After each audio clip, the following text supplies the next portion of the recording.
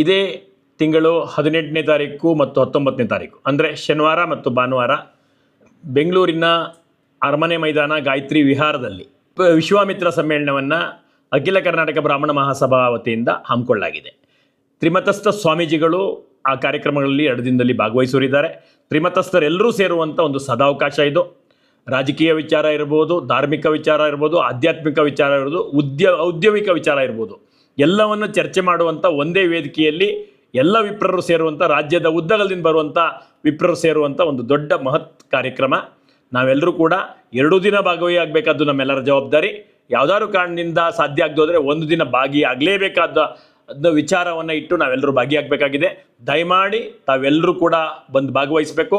ಅಲ್ಲಿ ಎಲ್ಲ ಪಕ್ಷಗಳ ಕೇಂದ್ರದ ಮಂತ್ರಿಗಳಿದ್ದಾರೆ, ರಾಜ್ಯದ ಮುಖ್ಯಮಂತ್ರಿಗಳು ಬರ್ತಾರೆ, ರಾಜ್ಯದ ಉಪಮುಖ್ಯಮಂತ್ರಿಗಳು ಬರ್ತಾರೆ, ವಿವಿಧ ಮಂತ್ರಿಗಳು ಬರ್ತಾರೆ ಮತ್ತು ಕೇಂದ್ರದ ಮಂತ್ರಿಗಳು ಬರ್ತಾರೆ. ಅವರೆಲ್ಲರೂ ಭಾಗವಹಿಸ್ತಾರೆ.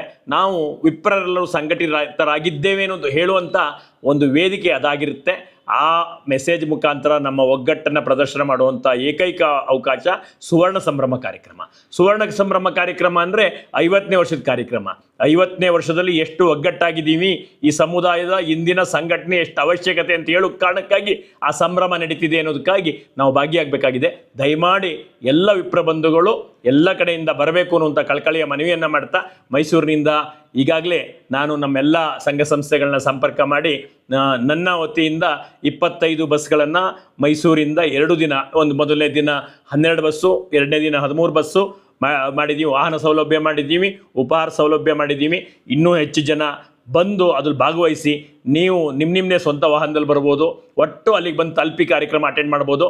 ನಾನು ಸುವರ್ಣ ಮಹೋತ್ಸವ ಸಂಭ್ರಮದಲ್ಲಿ ಭಾಗಿಯಾಗಿದ್ದೆ ಅನ್ನುವಂಥ ನೆನಪನ್ನು ಇನ್ನು 5 ವರ್ಷ ಕೊಂಡೊಯ್ಯುವಂಥದ್ದು ಪ್ರತಿಯೊಬ್ಬ ವಿಪ್ರನಿಗೆ ಅಗತ್ಯವಾಗಿ ನೆನಪಿರಬೇಕಾದಂಥ ಅಂಶ ಆಗಿರುತ್ತೆ. ಅದಕ್ಕಾಗಿ ಬನ್ನಿ, ಭಾಗವಹಿಸಿ, ನಾವೆಲ್ಲರೂ ಸೇರಿ ವಿಪ್ರ ಸಮ್ಮೇಳನವನ್ನು, ಸುವರ್ಣ ಸಂಭ್ರಮ ಸಮ್ಮೇಳನವನ್ನು ಯಶಸ್ವಿಗೊಳಿಸೋಣ. ಎಲ್ರಿಗೂ ಧನ್ಯವಾದಗಳು.